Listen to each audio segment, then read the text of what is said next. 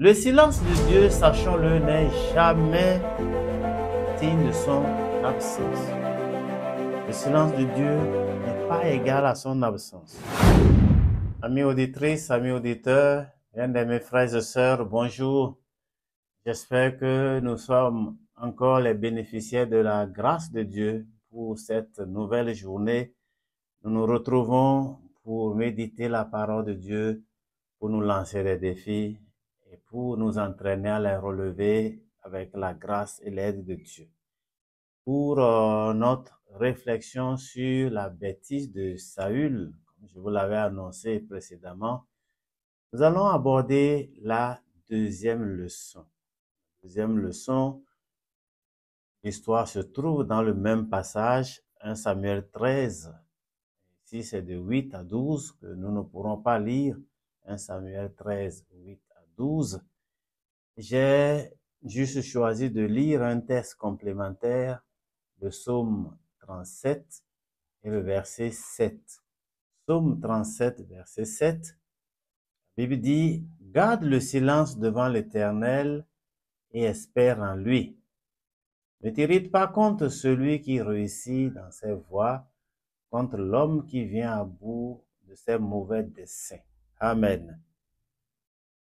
Cette fois, nous allons voir un autre aspect de la bêtise de Saül le roi, que j'ai intitulé « La précipitation est ennemie de la foi ». La précipitation est ennemie de la foi. Combien de fois, frères et sœurs, pour être honnête avec nous-mêmes, n'avons-nous pas pris des décisions à la va-vite, des décisions très rapidement, sous une certaine pression peut-être, sous l'émotion ou la peur de tout perdre. Nous avons pris une décision parce qu'il le fallait, comme on dit habituellement, il fallait sauver les meubles, il fallait parer au plus pressé. L'erreur de Saül ne commence pas par une mauvaise intention, mais par une mauvaise gestion du temps de Dieu. La précipitation est une ennemie sournoise de la foi parce qu'elle nous pousse à agir avant Dieu et souvent sans Dieu. Lorsque nous prenons des décisions à la va-vite, nous agissons avant Dieu et en dehors de Dieu. L'attente met à nu notre foi. Lorsque nous sommes en face d'une décision à prendre et que nous devons attendre l'heure de Dieu, il est question de mettre notre foi à l'épreuve. Et notre texte nous rappelle que Dieu avait dit par Samuel à Saül, « Tu attendras 7 jours. Je viendrai, j'offrirai l'holocauste et les sacrifices d'action de grâce. Et je te dirai ce que tu dois faire ensuite. » Le thème des 7 jours, selon le texte, Samuel n'était toujours pas là. Saül a commencé à s'impatienter. Il a commencé à paniquer. Il a cédé à la colère. Je dirais, il a cédé à la peur. Son armée commençant à se disperser, et les ennemis avançant, Saül a agi sans tarder. Il semblait pour lui que Dieu tardait à agir. Que Samuel traînait peut-être sur le chemin ou encore en ville. Voilà pourquoi il a pris la décision de sacrifier à la place du sacrificateur. Chers amis, c'est dans ces moments d'attente que notre foi est testée. Vas-tu faire confiance à Dieu ou à tes propres calculs? Vas-tu te souvenir de la promesse de Dieu ou céder à la pression? Voilà 2 questions importantes auxquelles chacun doit répondre quand il est en face d'une épreuve liée à la gestion du temps de Dieu. Beaucoup de croyants échouent parce qu'ils ne croient pas en Dieu, parce qu'ils ne supportent pas d'attendre l'intervention de Dieu et à l'heure de Dieu. La précipitation produit des actions charnelles. Ne l'oublions jamais. Et l'histoire de Saül est là pour nous le prouver. Saül se dit, je vais prendre les choses en main. Et donc, il offre le sacrifice lui-même. C'est un geste qui semble-t-il est spirituel, nous l'avons précédemment dit.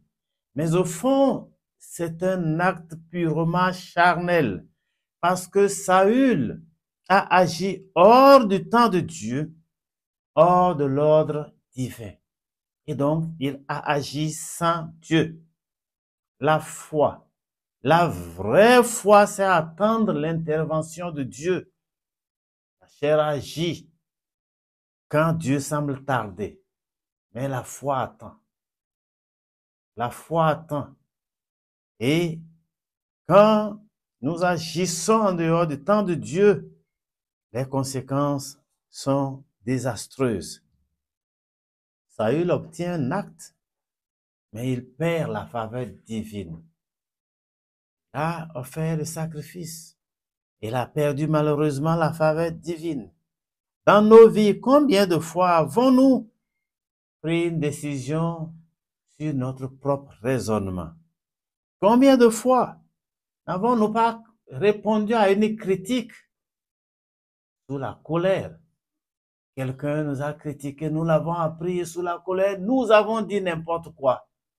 Nous avons pris la décision peut-être de l'insulter, de dire des choses qu'il a faites que nous savions, que nous avions toujours gardées, ou même d'inventer des choses sur l'intéressé parce que simplement nous sommes sous la colère. Parfois, nous avons lancé des projets, peut-être des projets chrétiens, sans grande conviction. Dieu ne nous a pas dit, vas-y, lance-toi. Et nous sommes allés. Tout cela par précipitation et non par foi. Frères et sœurs, chers amis auditeurs, auditrices, le silence de Dieu, sachons-le, n'est jamais signe de son absence. Le silence de Dieu n'est pas égal à son absence. Nous avons lu le psaume 37, verset 7, qui nous dit « Garde le silence devant l'Éternel et espère en lui. » Espère en l'Éternel, même quand il tarde. Espère. Il va venir. Certainement, il va venir. Dieu agit souvent dans le calme et non dans le bruit et non dans la précipitation. Dieu veut que tu apprennes, frères et sœurs, à l'attendre sans t'agiter. Tu attends son heure va sonner et il va agir en ta faveur. Dieu veut nous l'apprendre. C'est cela qui corrige notre caractère. C'est une école pour nous. L'apprentissage de la patience et de la confiance en Dieu. Si Dieu se tait, ne parle pas à sa place. Je veux bien répéter cela. Si Dieu se tait, ne parle pas à sa place.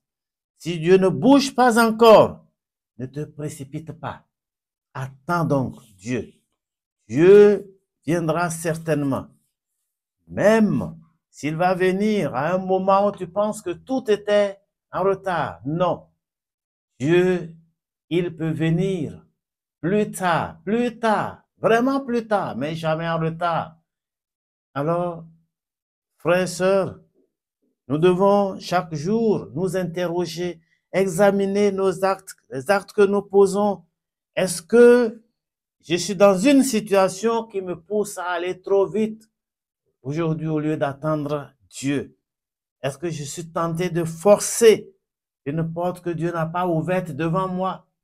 Je veux me marier, je veux choisir ceci, je veux faire cela.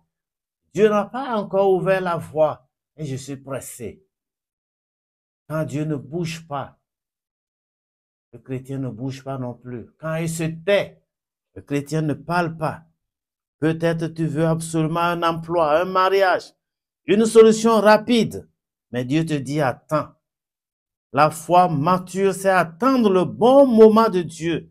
Même quand tout autour de nous crie, dépêche-toi.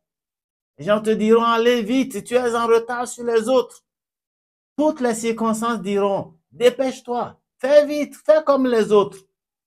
Mais la vraie foi, la foi mature, attend le bon moment de Dieu.